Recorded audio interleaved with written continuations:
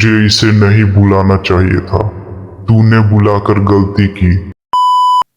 Hello guys, मैं हूं आलोक और आज की इस वीडियो में आप लोग को स्वागत है। तो चलिए बिना किसी देर के शुरू करते हैं आज का भूतानेत वीडियो। ओह सॉरी, भूतिया वीडियो।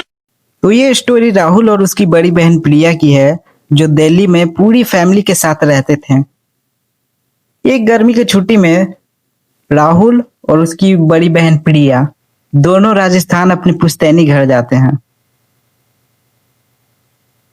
प्रिया धार्मिक और शांत स्वभाव की थी, लेकिन राहुल मजाकिया और चंचल था। राहुल के घर के पीछे बहुत पुराना खेजड़ी का पेड़ था, क्योंकि वहां शाम को जाना मना था, क्योंकि गांव वाले कहते थे कि उस पेड़ पर एक भटकती हुई आत्मा का वास है। एक शाम राहुल ने प्रिया को डराने के लिए उसी खेजड़ी के पेड़ पर फटा हुआ कपड़ा बांध दिया और राहुल ने उसी फटा हुआ कपड़ा को देखकर चिल्लाया, ओह सॉरी, बहुत मजाक हो गया। प्रिया वहां पर भागते हुए आई एंड राहुल को लगा कि प्रिया उसे मारने आ रही है, तो राहुल भी वहां से 9-2-11 हो गया एंड प्रिया वही उसी पेड़ को देखते हुए एक टक से ऐसे खड़ी हो गई एंड राहुल ने प्रिया को आवाज दी, दीदी क्या हुआ दीदी? एंड प्रिया एक टक ऐसे पेड़ को देखते हुए और प्रिया बोली, तुझे इसे नहीं बुलाना चाहिए था। तूने बुलाकर गलती की। ऐसे करके जुप से मुड़ी और स्माइल दी। एंड रात के लगभग 2 बजे राहुल की नींद खुलती है। उसे किसी के अपने कमरे में चलने की आवाज आती है। राहुल ने देखा प्रिया अपने बिस्तर पर है ही नहीं। उसने देखा प्रिया एक कोने में बैठी हुई थी। उसका चेहरा दीवार की तरफ था। राहुल ने आवाज लगाया, दीदी क्या हुआ दीदी? प्रिया राहुल की तरफ धीरे धीरे मुड़ी। उसका चेहरा बदल चुका था, आंखें गहरी काली और पूरी तरह से फट चुकी थी। वो अपने पैरों के बल नहीं, बल्कि अपने हाथों और पैरों के बल उल्टी खड़ी थी। ऐसे ऐसे रहते ना, ऐसे रख के उल्टी।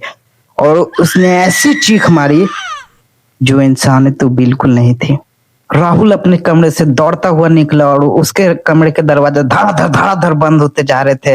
प्रिया उसके पीछे दौड़ते हुई जा रही थी। राहुल ने पलट कर देखा तो प्रिया के मुंह से वही खेजड़ी का पेड़ के पत्ते गिर रहे थे। राहुल हिम्मत करके रुका और अपने गले का हनुमान लॉकेट प्रिया की ओर किया।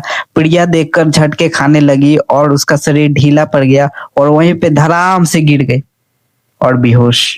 जब प्रिया बेहोश हुई तो राहुल को लगा सब चीज ठीक हो गया और अगले दिन राहुल ने अपने पूरे फैमिली को बात बताए, पेड़ से लेकर रात वाला कांड। और उसके बड़े बुजुर्ग जानते थे ये तो अभी शुरुआत है, पिक्चर तो अभी बाकी है मेरे दोस्त। प्रिया ने अगले 2-3 दिन तक ना कुछ खाया ना कुछ पिया, बस अपने कमरे के कोने में बस एक टक ऐसे देखती रहती थी और ऐसे गुनगुनाती रहती थी, ऐसे भाषा में जो इस दुनिया की तो थी ही नहीं। प्रिया की हालत देखकर उसके पापा ने अपने गांव के पुराने तांत्रिक को बुलाया, जिसका नाम भोपा था। मुझे पता है गाइस, थोड़ा फनी नेम है, जो बताया क्या ही कर सकते हैं। खैर, तांत्रिक ने उस घर में कदम ही रखा था, उसने कहा, बिना देखे कहा, तुम लोगों ने गलती कर दी उस खेजड़ी के पेड़ के आत्मा को बुलाकर अपने घर में जगह देकर। अब तक तो तांत्रिक को सारी बात समझ में आ गई थी। उसने प्रिया को घर के बीच आंगन में बैठवाया और अपने झोले से कुछ व्हाइट सा वो बभूती होती ना, वो निकलवाया और घर के जो पीछे खेजड़ी का पेड़ है उसके साइड का मिट्टी लेकर उस बभूते में मिलाकर उसके चारों तरफ गोला बनवा दिया। जैसे ही तांत्रिक ने अपना मंत्र शुरू किया, प्रिया का शरीर अचानक से हवा में उठने लगा और वो भयानक मर्दाना आवाज में चीखने लगी, ये अब मेरी है। इसने मुझे कपड़े दिए हैं और इसे मैंने अपना लिए हैं। तांत्रिक ने नीम की टहनियों से उसे मारना शुरू किया और उस पर बभूती फेंकी। माहौल इतना भयानक था कि घर के दीवारों पर लगी फोटो फ्रेम अपने आप गिरने लगी। उन बिन कटे न रहना, उन... प्रिया ने अपने उंगलियां चबाना शुरू कर दिया। लिटरली गाइस, उसे दर्द भी नहीं हो रहा था। उसके सारे घर वाले देखकर शॉक। लास्ट में तांत्रिक ने पुराने लोहे का नाल लिया और लकड़ी में ठोकते हुए कहा, तुझे उस पेड़ पर वापस जाना ही होगा। प्रिया ने एक आखिरी बार भयानक चीख मारी। उसके मुंह से काला धुआं और सूखी पत्तियां बाहर निकलने लगी। उसका शरीर जमीन पर धड़ाम से गिरा। अब प्रिया होश में तो आई, लेकिन अब वो पहले जैसी नहीं रही। उसके घर वाले ने उसे ठीक कराने के लिए मेहंदीपुर बालाजी ले जाने का फैसला किया। लेकिन कहानी यही खत्म नहीं होती है। प्रिया और राहुल जब भी उस पेड़ से गुजरते हैं तो उसे कुछ आवाजें आती हैं, कुछ चीखने की आवाजें।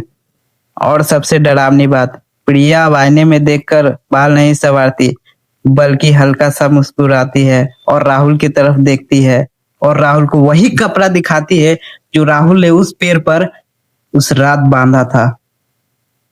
क्या वो आत्मा सच में निकल गई है या फिर उसने प्रिया के अंदर छुपना सीख लिया है? कमेंट में अपनी राय दे। राइट गाइस, अगर वीडियो अच्छा लगा तो वीडियो को लाइक कर देना और चैनल को सब्सक्राइब कर देना, क्योंकि ऐसे मैं भूतिया स्टोरी लाता रहूंगा।